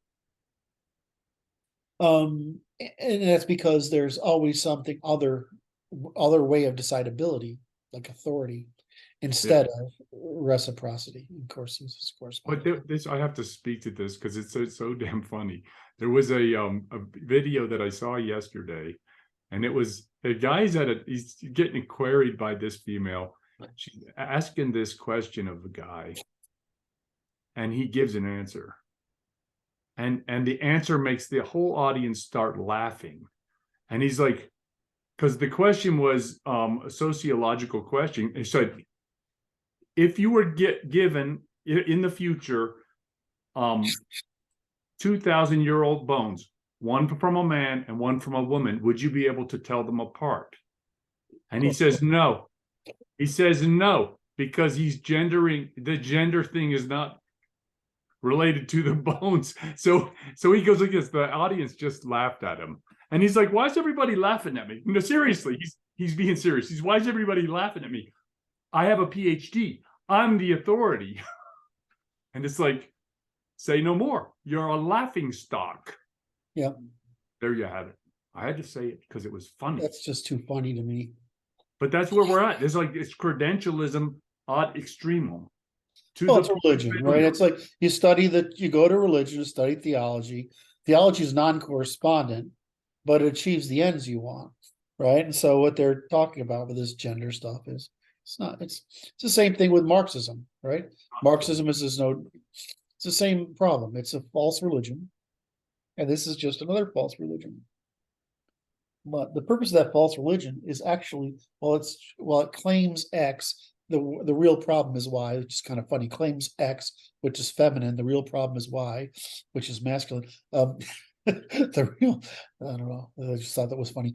XXYY, right? I understand. So, the real problem, of course, is that it's actually anti-male. Yes. Right. So, that's their purpose. I love it. Somebody tells me I have a PhD. PhD means you found a dissertation committee who said that you can conduct research. That's what it means. It does not mean you have mastered your field. And the reason we know that is because PhDs are given out like fucking Pez candy dispensers, right? Because so you can get one if you're willing to pay for them. And you can fund it. You get the research money to fund it. So it doesn't really mean much. The second thing is like, I don't have a PhD, but you can't get one for what I do because it's basically illegal. I mean, okay, please tell me that. Explain that to the audience. It's just everything in the academy is narrow disciplinary, right? So you're always working in something narrow. Would you put a dissertation? Because I'm not going to tell what universities I've had this discussion with, right? But I'm like, would need a dissertation committee consisting of these disciplines. They can't do that. I mean, they can't, or they won't. Well, they won't because they can't. They literally can't. I mean, if you look at my work, what is it? It's like it's logic, it's grammar. Right? I mean, it's computational. It's neurology. It's behaviorist law. I mean, it's like this huge fucking spectrum of work. You can't put a dissertation committee together. And this second thing is, you can't complete it in 6 years. That's correct. I mean, I've been working really full time since when? Part time since I've been working as a hobby until, I don't know, 2006. Pseudo part time till 2009. From 2009 to 2017 or so, part time and full time since then. Right. And I have to literally master the first principles of every freaking discipline, except like mean, I say chemistry, but chemistry, you don't have, it's not, the first principles of chemistry are known. It's like the science we understand the best, right? I mean, Right. it's basically engineering at this point. So, it's like you have But to this understand everything. interesting premise, which you touched upon it with the discussion of research, which it goes to this credentialing nonsense, which was spoken about. I watched a video by Michael Yeadon. He's a PhD biochemist, biologist, bio entrepreneur. Okay. Yes. And he was talking about the fact is it's the centralization of funding for research. Yes. And the corrupt nature of the research and the researchers and all the academics and all of them they're corrupt because they're dependents. Yes. And they're dependent on capital flows from these small group of governing bodies that control the resources. Right. It's not, it used to be the military funded. You get the military or the government, so it always had a practical application. The reason we have the internet and everything is because we had transistors, and it's because the military funds basic technology, because basic technology provides a competitive advantage. So we have too much of this. So we have this, and so the military's always got a material problem to solve under threat. In other words, they're, and so the academy doesn't. So the academy has become this cluster. You know what? No, I don't. I don't agree. I will make this argument now, which is the control of the research funding is been weaponized for the purpose of popular control. Well, I mean, I'm agreeing. Okay, then we don't even have an argument. That's okay. That's too bad. But it's like the weaponization of the research to cause all the authorities to be corrupt and influenced and control the population, because now it's we call social the social proofs, because all the professors agree, the science is settled, and all the feminine thinkers can point to guy like me is out of hand, because it's like how come you don't agree with most scientists agree with this nonsense that doesn't make any sense? And it's like, this is what we're suffering from, and it is. Well, yeah, but I agree. Though I want to say there's a lot of self-interested motives here, but I want to reiterate that a PhD requires you to produce a thesis and defend it. Yes. Does not require you to master a field and defend your mastery. And it does not require you to defend a field from other fields as demonstration of your mastery. That's the 3 levels of hierarchy. Can you do research? My opinion, that's a grad student job, not a PhD job. Yes. Your PhD should come from not the capacity to perform research. In other words, produce a theory and produce research, but from that once you've demonstrated capacity to do research, that you've mastered your field. If we did that, almost all PhDs would become master's degrees. I understand you. Because that's used to be the origin of the doctorate degree, which was theology, in other words, morals, the citizen, the behavior of the commoners, law, which was the management of the polity, and philosophy, which was essentially the equivalent of science. So you had people, we were producing doctorates who said, I'm sufficiently competent in the scope of human knowledge in this part of the domain, so I can be responsible for the trifunctional services and polity. So it changed it. When did they change that? Because that's interesting, because it evolved away from that. I don't know if I can place it. Well, I mean, it happened early. It only got really bad. It only really got bad after 1925. And it's really the Marxists. I mean, it's just the Marxists. And I'll go back to saying it's the reason is Babbage was a fucking idiot, right? If he'd have just solved that damn problem, we wouldn't And have had all this stuff happening. the But he, Babbage problem. huh? Unfinished business, Mr. Babbage. Babbage, such a white man, right? Just such a British, stubborn, obsessive white folk. And his wife was very good at what she did, but he needed nobody ran with what he said, which was what we needed to get through and defend. Because I mean, what do I do? What's my new friend's name?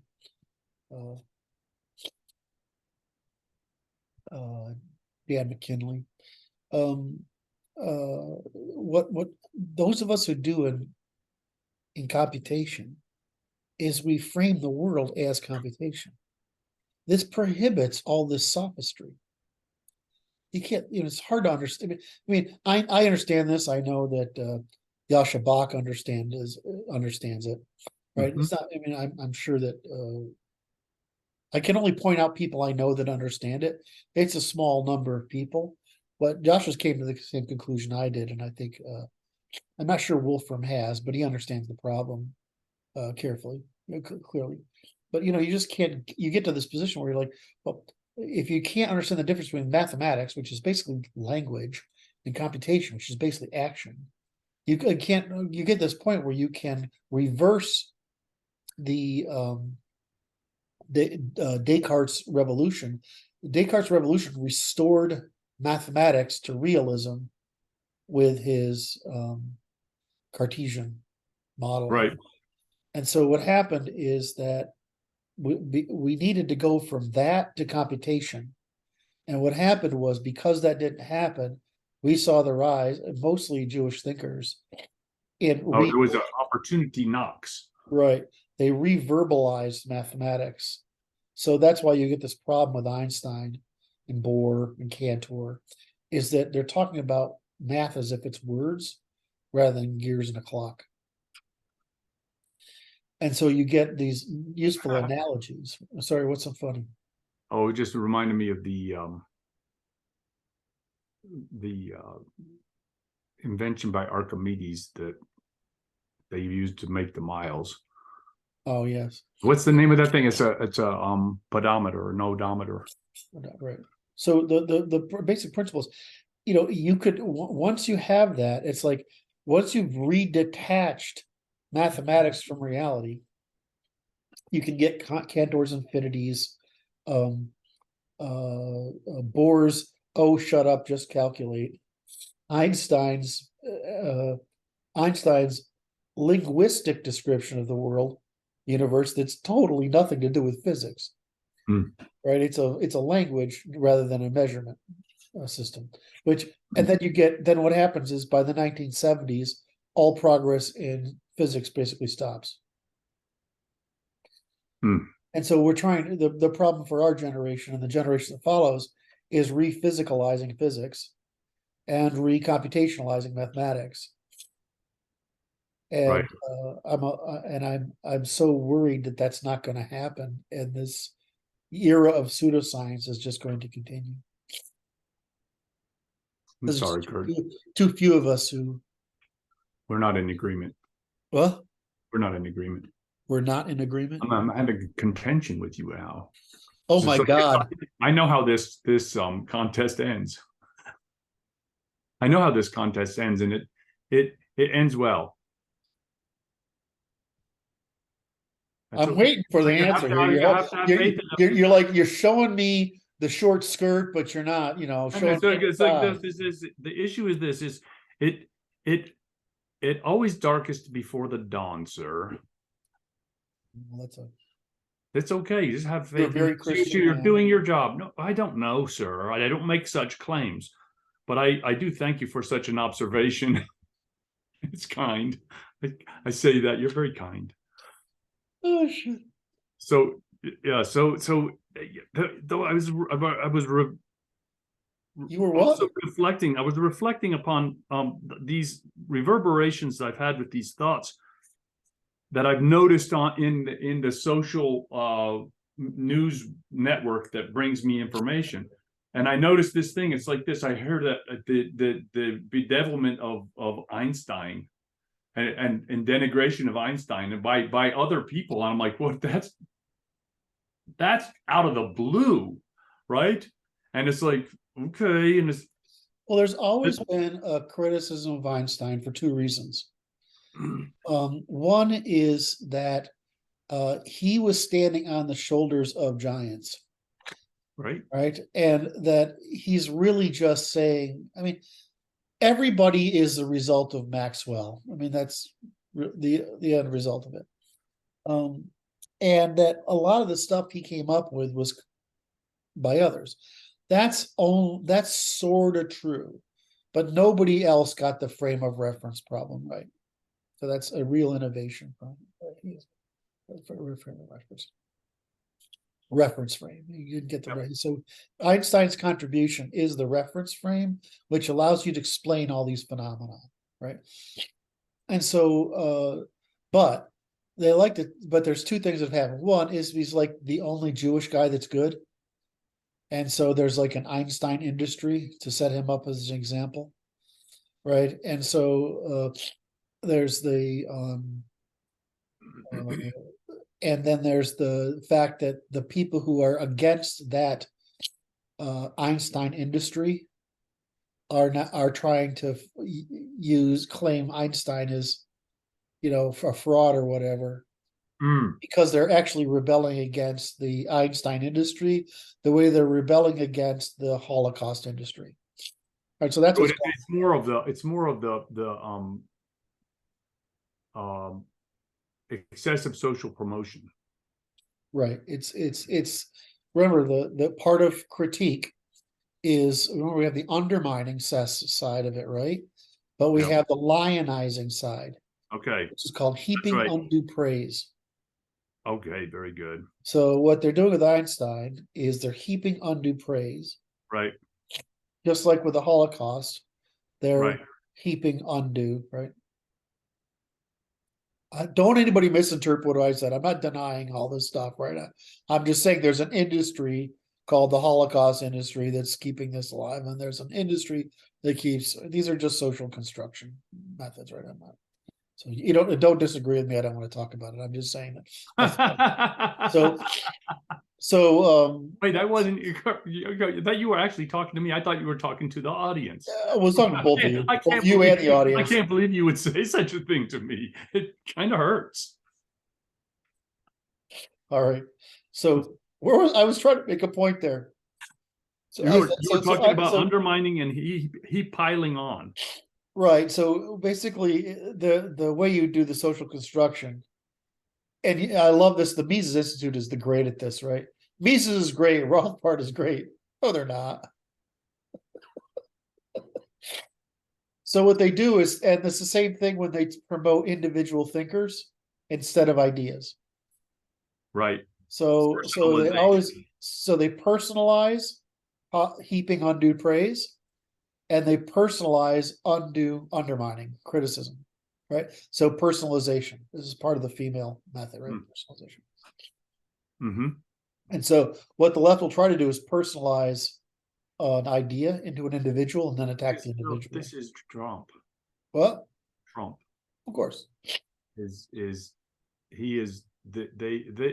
ceases to be a human being now. He's a symbol. Right, which they don't just understand. He fucking loves the attention. The more because all it means is that you throw rocks to him that he can pick up and throw back at you. I mean, it's just he just thinks it's funny. Just watch. Right. So anyway, I was trying to. So I just want to talk about that. There's I technically what we have is false promise, right? Seduction into false promise, right? Using pill pull positiva, critique negativa, and we tend to not include in that sequence social construction, heaping undue praise, and heaping undue criticism. That's the third piece of the fourth piece. That's the fourth piece. So it's fifth piece. Seduction, false promise of freedom from the natural laws using pill pull, which is the attempt to, instead of search for truth upon which we agree, to search for agreement independent of truth.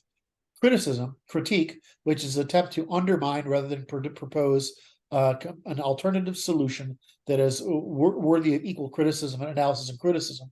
And then lastly, the social construction using personalization by heaping undue praise and heaping undue criticism.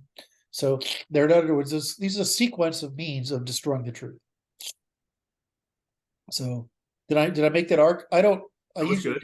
That was good. Usually cover that arc. So if you understand that this is just the female mind at work. This is how it's done. This is how it's done. Seduction, female, right? False promise, seduction, right? Pill pull, right? Which is sophistry, right? Which is deceit. Mostly it's loading, framing, in order to achieve in order to bias you toward what's agreeable and desirable versus what's true and false. Critique, which is to undermine the competition rather than propose an alternative solution. So it's indirection, right? You're trying to seduce somebody into getting something that you want. You're trying to criticize them into getting what you want, but you never say what you want, because if you did, then you'd be hung. And then you use social construction, heaping personalization, social construction, heaping undue praise and heaping undue criticism. Right? That's the method, but it's just undermining, right? It's female undermining. It's not like males use systematizing. So like my way is better, right? We should do this instead. Well, that's honest, truthful, equally criticizable, right? Yep. Rational and not false. You could be wrong. You could be trying to get away with something, but it's an honest discourse. But the female method, which is again seduction into false promise, under cover of plausible deniability, using pill pull to force agreement instead of agreement on truth, and criticism, which is to undermine the individual, the ideas, and social construction, which is a way to scale the ideas by personalization, etc. So you have this spectrum that the female uses, but it's all the same. And what's the origin of it? Evasion of responsibility, attempt to produce social agreement rather than the truth, and evasion. Did I say evasion of responsibility yet? Yes. And to do so by seducing you into a promise that you can have something that you can't. So it's like, okay, how do women get betas to do stuff for them? Seduction and false promise. I'm just trying to. I was like, I'm thinking to myself, is that connection obvious or should I say it? But it's obvious, right? How do women get betas to do stuff for them? Seduction into false promise, and when called out, they claim plausible deniability, right? And the effect is they magically think and lie and deny to themselves because they have to maintain the belief that they're innocent. That's like I said, I've gone from thinking men are terrible to men are basically. They are. Wait. Men are bad. Women are evil. Yes, exactly. I'm like, what men are bad? Well, men are basically cops, right? A little rough around the edges, right? Oh my. Okay. That was a useful arc. It's like I cover this stuff all the time, and I'm like, I always wonder, if I write it, I have the opinion that people don't understand it. But if I say it in our talks, right, like this, and I repeat it often enough, it seems to eventually stick. So it's like we need a church so we can go up and give a sermon, and like we go Kurt's letters to the Americans, right? And we can repeat the parable. Read the letter. Yeah, just repeat letter number 22. Repeat the letter 1,000 times until it sinks into these boneheads that we've got, or the bot is a slow learner, okay? Yeah. It's just so much work to reprogram that son of a bitch because mom programmed him. Well, it's also that what we've been doing this long enough now that you and I and the other guys, we just think in long chains of reasoning. right? But I don't know if you remember how hard it was originally to remember the chain. Oh, that's correct. Right. Right. So it's the chain. So most everything we do is these chains. Well, it's one thing if you say, I like carrots, but I don't like turnips. Right. I mean, it's a very simple comparison. But once Right. you start saying, well, we have the spectrum of things and they move from this to there, and you've all of a sudden made the person have to think a little more, right? It's not just a taste or reaction. Right. It's a prediction problem. Just to tie it back to earlier, just like there's the sequence problem in our minds and our brains, right? How we organize time. Well, we have to make use of that function, and it doesn't really want it because most of the functions in our body are due to, is it over there or over there? Reflexes. Yeah. Yeah. I mean, most everything is basically a directional decision. In other words, stored. Most things are stored as directional memory. I remember when I was first trying to explain how I process logic to people, because I have probably more introspection than most, because the autistic makes it easier. And I'm like, I don't really think about logic. I feel it as space. Okay. It turns out that that's actually what's going on, right? I mean, so I don't really have this when I go through a logical sequence. It feels like I'm navigating through space, right? And well, I mean, that's only because I can still feel it because I don't have enough personality to interfere.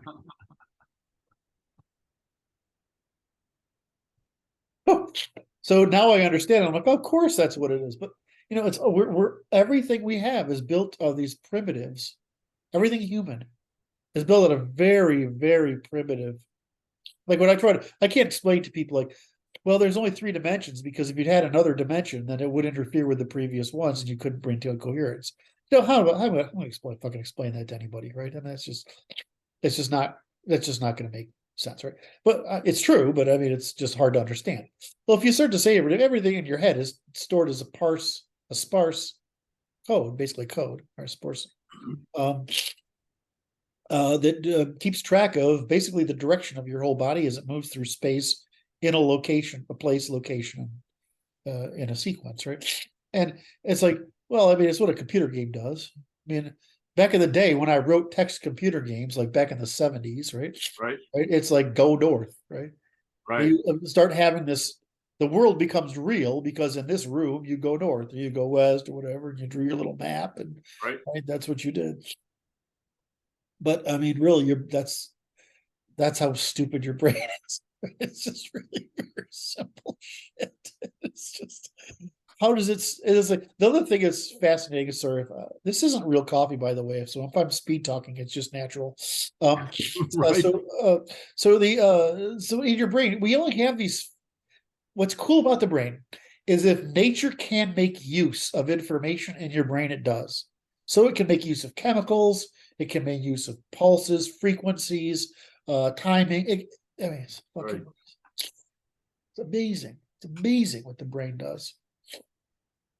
But what it really does, but what it's doing is dumb simple. It's basically generating the same 3D model as a computer game does.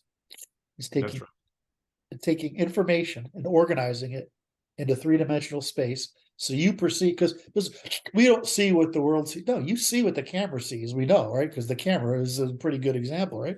But it's 2-dimensional. How do you turn that into objects, spaces, surfaces, right? Backgrounds, right? And it turns out that our brain does those specific things, and roots them into different places so they can end up in your hippocampal region and the entorhinal cortex, come together and say, oh, I see. This is where it is. Oh, Right. maybe given that I'm going this way, pointed this direction, it's over there. I mean, if you code a computer game, which I have, right? I mean, I used to work in the Quake engine, right? When I was a young man back in the day. It's just it's like, wow, the brain stores exact same information. How exasperating. And we even store it in triangles, just like that. I mean, it's just fucking annoying. Right? It's humiliating, really. I mean, it's just humbling. I say humiliating. Humbling. It's humbling. Well, what is humiliating? I was thinking about that because we've been going across this humiliating, humbling thing for a couple of years now. And it's like, well, it's humiliating. It's humbling is the case, but it's humiliating if you were arrogant enough to think that you understood in the first place. Right. Right. So for me, right. I'm arrogant enough, so it's humiliating. I like that. It must be because I claim to be so arrogant.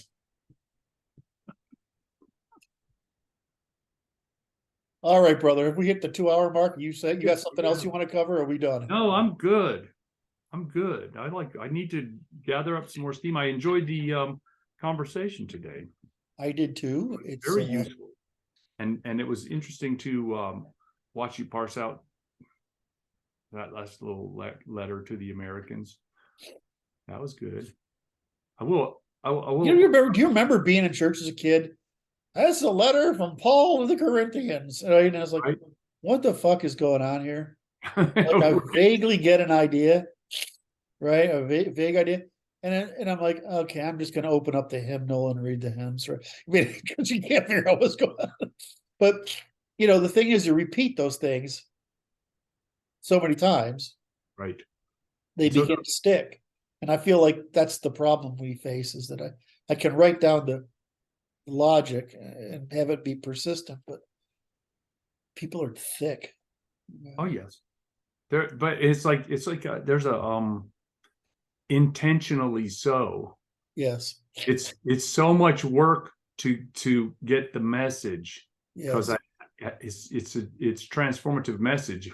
Unfortunately, right, to put it in proper churchy terminology, which is transformative in its nature, and you resist it because you have been intuitively charged. Yes, and it's challenging the sacred cow. You don't want to see him get stepped on because he's so nice. Yes. I do recall these conversations from so like this. You're like you're diving into the manosphere, and you're like, oh my god, it can't be. That was really depressing. It still is.